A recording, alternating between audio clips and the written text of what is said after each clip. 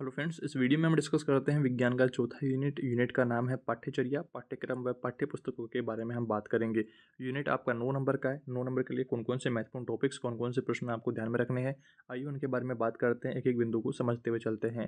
पहला प्रश्न देखिए, राष्ट्रीय शैक्षिक अनुसंधान और प्रशिक्षण परिषद एनसीईआरटी के विज्ञान शिक्षण राष्ट्रीय फोकस समूह के आधार पत्र 2008 के अनुसार विज्ञान के उद्देश्य क्या हैं। विज्ञान के उद्देश्य आपको ध्यान रखने हैं। पहला उद्देश्य देखिए, उन तरीकों और प्रक्रियाओं को समझ सकें जिनसे वैज्ञानिक ज्ञान का सृजन किया जा सकता है। तो उन तरीकों को समझना, वैज्ञानिक ज्ञान का सृजन करने वाले तरीकों को समझना। और दूसरा उद्देश्य क्या है, विज्ञान के ऐतिहासिक एवं विकास संबंधित परिप्रेक्ष्यों को समझ सके तथा विज्ञान को सामाजिक उद्यम की तरह देख सके। तीसरा उद्देश्य, रोजगार की दुनिया में पैर टिका पाने के लिए आवश्यक सैद्धांतिक और व्यवहारिक कुशलता हासिल कर सके। चौथा उद्देश्य, अपनी स्वाभाविक जिज्ञासा, सौंदर्यबोध और रचनात्मकता से विज्ञान व प्रौद्योगिकी को परिभाषित कर सके। इसके बाद में पांचवा उद्देश्य देखिए, वैज्ञानिक स्वभाव को विकसित करना सीख जाएं, जिससे हमारा मतलब है वस्तुनिष्ठता, आलोचनात्मकता और सोच और भय एवं अंधविश्वास से मुक्ति मिल जाना।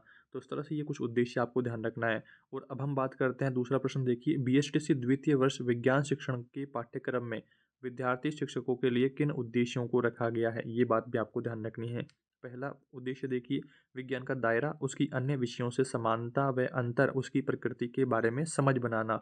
दूसरा उद्देश्य, विज्ञान विषय में ज्ञान निर्माण के विभिन्न तरीकों की समझ बनाना। तीसरा उद्देश्य देखिए, समाज और विज्ञान के अंतर संबंधों को समझना एवं रोजमर्रा की जिंदगी में वैज्ञानिक दृष्टिकोण का विकास करना। चौथा उद्देश्य, विज्ञान शिक्षण के लिए शिक्षण अधिगम योजना के प्रारूप की समझ बनाना। पांचवा उद्देश्य, विज्ञान में किस बात का मूल्यांकन करना है और कैसे करना है, इस बात पर समझ बनाना। तो ये कुछ उद्देश्य आपको यहाँ पर ध्यान रखने हैं। और इसके बाद में हम बात करते हैं, प्रश्न नंबर 3 है, पाठ्यचर्या एवं पाठ्यक्रम में क्या अंतर होता है। इसमें देखिए, पाठ्यचर्या के अंतर्गत वे सभी अनुभव आ जाते हैं जिन्हें छात्र विद्यालयी जीवन में प्राप्त करता है, जिसमें कक्षा के अंदर व बाहर आयोजित की जाने वाली जो सभी पाठ्य व पाठ्येतर क्रियाएं सम्मिलित होती हैं, जबकि पाठ्यक्रम सिलेबस में निर्धारित पाठ्य विषयों से संबंधित क्रियाओं का ही समावेश होता है। इस तरह से बिंदु ध्यान रखना है। और हेनरी हरेप ने परिभाषा दी कि पाठ्यक्रम या सिलेबस केवल मुद्रित संदर्शिका है जो यह बताती है कि छात्र को क्या सीखना है, उस बारे में बताती है पाठ्यक्रम या सिलेबस। पाठ्यक्रम की तैयारी पाठ्यचर्या विकास के कार्य का एक तर्क सम्मत सोपान है। इस तरह से कुछ बिंदु आपको यहाँ पर ध्यान रखने हैं पाठ्यचर्या और पाठ्यक्रम में अंतर के आधार पर। इसके बाद में हम बात करते हैं, प्रश्न नंबर 4 है, पाठ्य पुस्तक निर्माण में किन सिद्धांतों का ध्यान रखना चाहिए। पहला सिद्धांत है, पाठ्यचर्या द्वारा तय किए गए उद्देश्यों को ध्यान में रखा जाए। और दूसरा उद्देश्य है, पाठ्य पुस्तक लेखन में शिक्षकों की भागीदारी होनी चाहिए। और तीसरा सिद्धांत है, शिक्षकों के साथ में मिलकर के पाठ्य पुस्तकों की ठीक से जांच पड़ताल होनी चाहिए। चौथा सिद्धांत है, फीडबैक की प्रक्रिया पाठ्यपुस्तक विकास का हिस्सा होना चाहिए। पांचवा सिद्धांत है, आधुनिक तकनीकों, डिजाइनों तथा ग्राफिक का प्रयोग किया जाना चाहिए। इस तरह से ये 4-5 बिंदु आपको ध्यान रखने हैं आपके पाठ्य पुस्तक निर्माण में सिद्धांतों को लेकर के। इसके बाद में अगला प्रश्न आता है, पांचवा प्रश्न, पाठ्यचर्या के मार्गदर्शी सिद्धांत आपको बताने हैं। पहला सिद्धांत देखिए, ज्ञान को स्कूल के बाहर जीवन से जोड़ना और बाहरी जीवन से जोड़ते हुए उसके जो घरेलू परिवेश है उसका, उस परिवेश से जोड़ते हुए आप बच्चे को सिखाना। और दूसरा यहाँ पर सिद्धांत है, पढ़ाई से रटंत प्रणाली को हटाना और एक एक जो बिंदु है उसको समझाते हुए पढ़ाना। और तीसरा सिद्धांत है, बच्चों को बहुमुखी विकास के अवसर उपलब्ध करवाए जाना। और चौथा सिद्धांत है, परीक्षा को अपेक्षाकृत अधिक लचीला बनाना। पांचवा सिद्धांत है, कक्षा के वातावरण से जोड़ना। ये सिद्धांत आपको पाठ्यचर्या के बारे में ध्यान रखना है। और इसके बाद में हम बात करते हैं, छठा प्रश्न देखिए, उच्च प्राथमिक कक्षाओं की विज्ञान की पाठ्य पुस्तकों की समीक्षा निम्न आधारों पर कीजिए। पहला आधार क्या है, पाठ्यचर्या के उद्देश्यों की दृष्टि के आधार पर। दूसरा है, जेंडर संवेदनशीलता के आधार पर। सबसे पहले हम बात करते हैं पाठ्यचर्या के उद्देश्यों की दृष्टि के आधार पर इनका वर्गीकरण करते हैं, इसकी समीक्षा करते हैं। इसमें देखिए, पाठ्य पुस्तकें ऐसी होनी चाहिए जो पाठ्यचर्या के उद्देश्यों की प्राप्ति में मदद करे। यह ऐसे प्रश्नों को उठा सकती है जो अभिरुचि जगाने वाले और समस्या समाधान करने वाले कार्यकलाप उन्मुख हो। दैनिक जीवन के अनुभवों के साथ में विषय के बाहर व भीतर विविध पाठ्यचर्या क्षेत्रों के बीच और विद्यालयी अवस्था के तमाम वर्षों के साथ में पाठ्यपुस्तक संगत संबंध बना सकती है। इस तरह से पाठ्यचर्या के उद्देश्यों की दृष्टि से आधार पर आपको कुछ बातें समीक्षा के तौर पर ध्यान रखनी है। और इस बाद में हम बात करते हैं अब जेंडर संवेदनशीलता के आधार पर। पाठ्यपुस्तकों में हमें जेंडर न्यूट्रल या जेंडर निरपेक्ष सामग्री का उपयोग करना चाहिए, जिसमें प्रमुख रूप से प्राकृतिक आवास का वर्णन किया गया हो। इसमें स्त्रियों, पुरुषों, बालिकाओं और बालकों को एक समरूप समूह का अंग माना जाता है। उनके सामाजिक व सांस्कृतिक संबंधों का उल्लेख नहीं किया जाता। इस तरह से जेंडर संवेदनशीलता के बारे में ध्यान रखना है। और अब हम इसके बाद में बात करते हैं जेंडर से आप क्या समझते हैं। जेंडर वाइज, जेंडर समावेशी व जेंडर निरपेक्ष पठन सामग्री व जेंडर स्टीरियोटाइपिंग को समझाइए। महत्वपूर्ण प्रश्न है। जेंडर के बारे में आपने काफ़ी पहले सब्जेक्ट में भी पढ़ा हुआ है। इसके कुछ महत्वपूर्ण बिंदुओं को आइए डिस्कशन करते हैं, समझते हैं। सबसे पहले हम बात करते हैं जेंडर के बारे में। जेंडर एक सामाजिक उद्भावना या रचना है जिसका तात्पर्य पुरुषों और स्त्रियों के बीच में पाए जाने वाले उन सामाजिक अंतरों से है जो संबंधों के भीतर सोचे समझे और पाए जाते हैं। जेंडर संस्कृति विशिष्ट परिवर्तनशील कल्पना है, इस तरह से ध्यान रखना है। और अब हम बात करते हैं जेंडर बायस के बारे में, लैंगिक पूर्वाग्रह के बारे में। इसका अर्थ है पाठ्य सामग्रियों और शिक्षण प्रक्रियाओं में बालिकाओं तथा स्त्रियों के योगदान को नज़रअंदाज करना और कम आंकना। ये क्या है? जेंडर बायस या लैंगिक पूर्वाग्रह, आपको ध्यान रखना है। और इसके बाद में जेंडर समावेशी के बारे में। इसका अर्थ है स्त्री और पुरुष दोनों द्वारा किए गए क्रियाकलापों को शामिल करना है, तो ये जेंडर समावेशीकरण हो गया। और अगला बिंदु है जेंडर निरपेक्ष। जेंडर निरपेक्ष में देखिए, यह एक ऐसी पाठ्य सामग्री है जिसमें प्रमुख रूप से पाठक प्राकृतिक आवास का वर्णन किया गया हो। जेंडर निरपेक्ष ऐसी पाठ्य सामग्री है जिसमें प्रमुख रूप से प्राकृतिक आवास का वर्णन किया गया हो। इसमें स्त्रियों, पुरुषों, बालिकाओं और बालकों को एक समरूप अंग माना जाता है। इस तरह से ध्यान रखना है। और इसके बाद में जेंडर स्टीरियोटाइपिंग क्या है? लैंगिक रूढ़िबद्धता, रूढ़िबंधन, इस तरह से ध्यान रखना है। अगर प्रश्न आता है तो फिर आपको लिखना है कि इसमें किसी एक जेंडर यानी पुरुष या स्त्री को पूर्व आधारित या पूर्वाग्रही और समाजीकरण की प्रक्रिया के प्रभाव के आधार पर भूमिकाएं, कार्य और जिम्मेदारियां सौंपना। पूर्वाग्रह के बारे में हमने पहले भी पढ़ा है। किसी के बारे में कल्पना बना लेना, खुद से कल्पना बनाना बिना उसके बारे में कंप्लीट जानकारी हासिल किए हुए पहले से ही उसके बारे में कल्पना बनाना पूर्वाग्रह कहलाता है। इस तरह से बातें ध्यान रखनी है। और अब हम बात करते हैं इसके बाद में अगला प्रश्न देखिए, शिक्षक केंद्रित व्याख्यान विधि क्या है? इसके गुण व दोषों की विवेचना आपको करनी है। व्याख्यान विधि के बारे में आइए कुछ बातें जानते हैं, कुछ बातों को समझते हैं। इस विधि में शिक्षक द्वारा कक्षा में व्याख्यान दिया जाता है तथा विद्यार्थी मात्र श्रोता होते हैं। शिक्षक एक टॉपिक को स्टार्ट कर देगा, उस टॉपिक के बारे में सारी जानकारी दे देगा, बच्चे सिर्फ सुनते रहेंगे, उसको समझते रहेंगे। इस विधि में शिक्षक व विद्यार्थी के मध्य अंतःक्रिया का अभाव होता है। सिर्फ शिक्षक बोलता रहता है और बच्चे सुनते रहते हैं। यह विधि विज्ञान के उद्देश्यों तथा शिक्षण सिद्धांतों के अनुरूप नहीं है। इसमें विद्यार्थियों की भूमिका सक्रिय नहीं होती है। विद्यार्थी केवल बैठे रहते हैं और जो टॉपिक शिक्षक के द्वारा पढ़ाया जा रहा है उसे केवल सुनते रहते हैं। और इसके बाद में आगे बढ़ते हैं। आगे देखिए, व्याख्यान विधि के गुणों की बात करते हैं। यह एक मितव्ययी विधि है। मितव्ययी विधि का मतलब है कम खर्चीली विधि। इस विधि में केवल शिक्षक की ही भागीदारी ज़्यादा रहती है। शिक्षक बोलता रहता है, टॉपिक को समझाता रहता है, बच्चे केवल सुनते रहते हैं, ना ही प्रश्न पूछते हैं, ना ही कुछ बोलते हैं, सिर्फ सुनते रहते हैं। तो इसमें कम खर्चा आएगा, सभी बच्चों को एक साथ बैठा देंगे और शिक्षक केवल एक शिक्षक ही बोलता रहेगा और समझा देगा उनको। तो यह एक मितव्ययी कम खर्चीली विधि है। दूसरी है, कम समय में अधिक पढ़ाया जा सकता है। शिक्षक लगातार बोलता रहेगा तो कम समय में यूनिट पूरा हो जाएगा, जो सब्जेक्ट है वो पूरा हो जाएगा। तो ये कम समय में अधिक पढ़ाया जा सकता है। इसमें शिक्षक सक्रिय रहता है, शिक्षक का ही सारा काम रहता है और बच्चे सिर्फ बैठे रहते हैं, सुनते रहते हैं। यह उच्च कक्षाओं के लिए अधिक उपयोगी है। उच्च कक्षाओं में बच्चे ज़्यादा समझदार हो जाते हैं, तब फिर उन कक्षाओं में ये पढ़ाया जाता है व्याख्यान विधि से। सिर्फ बच्चों को पढ़ाना होता है, शिक्षक के द्वारा समझाना होता है और बच्चे उसको समझते रहते हैं। अब हम बात करते हैं व्याख्यान विधि के दोषों के बारे में। पहला दोष देखिए, विद्यार्थी कक्षा में निष्क्रिय बैठे रहते हैं और ज़्यादातर अभ्यर्थी टॉपिक को नहीं समझ पाते हैं, ना ही उसके प्रति ध्यान दे पाते हैं। तो वो आपको ध्यान देना है कि निष्क्रिय यहाँ पर बैठे रहते हैं। दूसरा यहाँ पर दोष क्या है? प्राथमिक व उच्च प्राथमिक स्तर की कक्षाओं के लिए आरुचिकर व अमनोवैज्ञानिक होता है।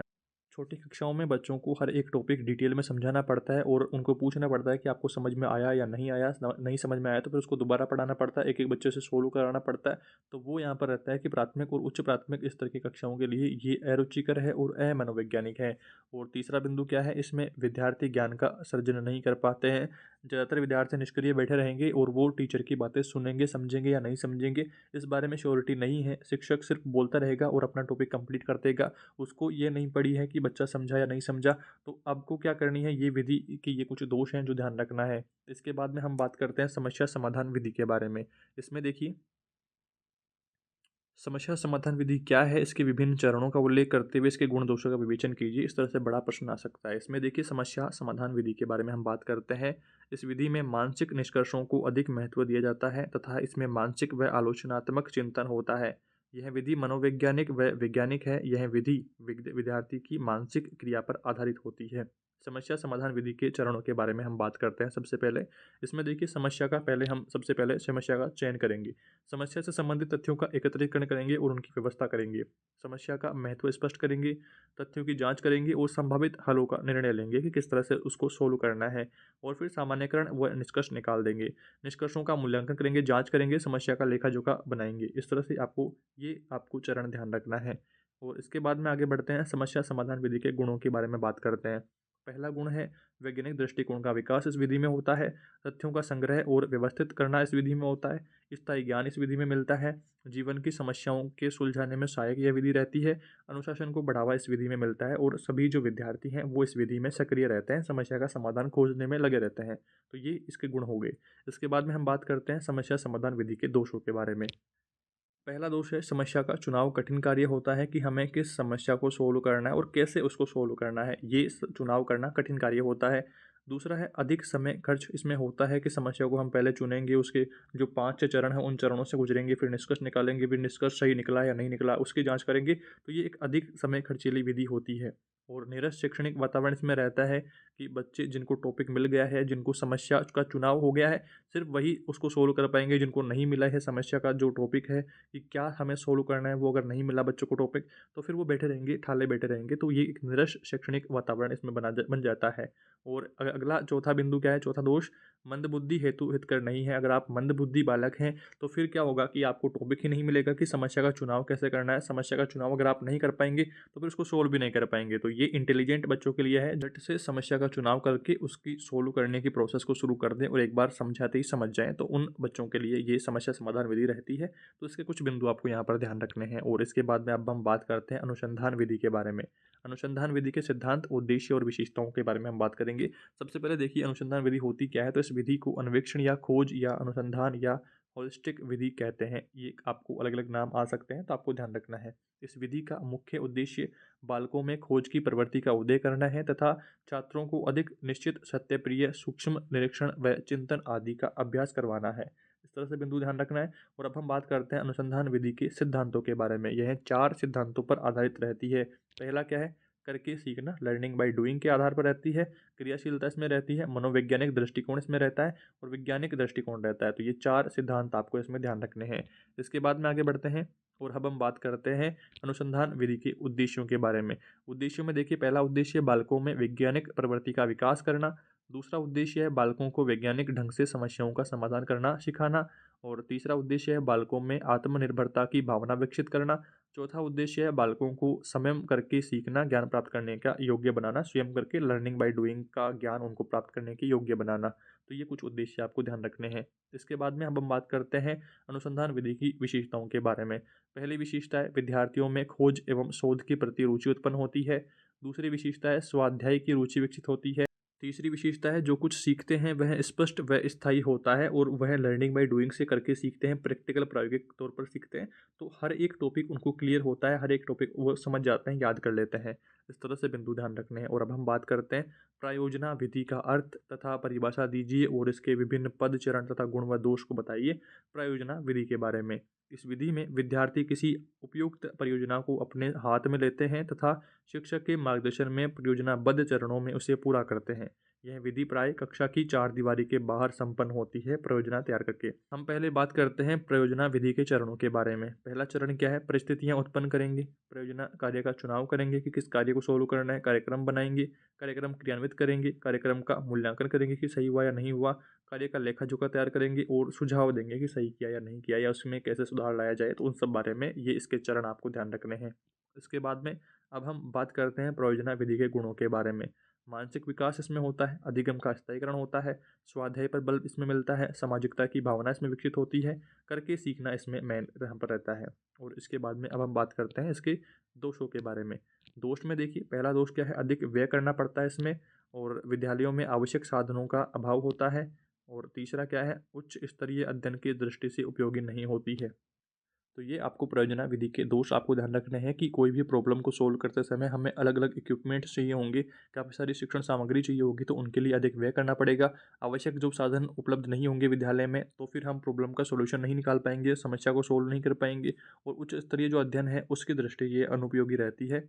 इस तरह से बिंदु कुछ आपको ध्यान रखना है। और अब हम बात करते हैं, अगला 12वां प्रश्न है, रचनावादी उपागम क्या है? इसकी आधारभूत अवधारणाओं की विवेचना आपको करनी है। इसमें देखिए, रचनावादी उपागम में ज्ञान का निर्माण सीखने वाला स्वयं अपनी मानसिक क्रियाओं के द्वारा करता है, अर्थात अधिगमकर्ता को सक्रिय जीव माना गया है, जो अपने विचारों व इंद्रिय जनित अनुभवों की अंतःक्रिया के द्वारा ज्ञान का निर्माण करता है। यही विचारधारा रचनावाद कहलाती है। और इसके बाद में अब हम बात करते हैं रचनावादी उपागम की आधारभूत अवधारणाओं के बारे में।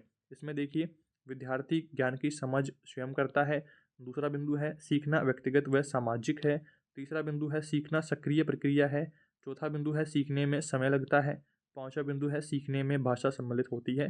तो इस तरह से ये कुछ महत्वपूर्ण बिंदु आपको इस यूनिट में ध्यान रखने हैं, चौथे यूनिट में ध्यान रखने हैं। आई होप आपने ठीक तरीके से सारे बिंदुओं को समझा है। इस वीडियो से आपकी पढ़ाई में थोड़ी भी मदद हुई है तो वीडियो को लाइक जरूर करें, अपने दोस्तों तक शेयर करें, चैनल पर नए हैं तो सब्सक्राइब करें इसी तरह के इंपॉर्टेंट वीडियोज़ के लिए। और इस विज्ञान पेपर के बाकी सभी यूनिट्स को देखने के लिए प्लेलिस्ट ऑप्शन पर जाइए, वहाँ से आप अलग अलग यूनिट्स को देख करके अपनी एग्जाम तैयारी अच्छी कर पाएंगे। इस वीडियो में दोस्तों इतना ही। Thank you for watching this video.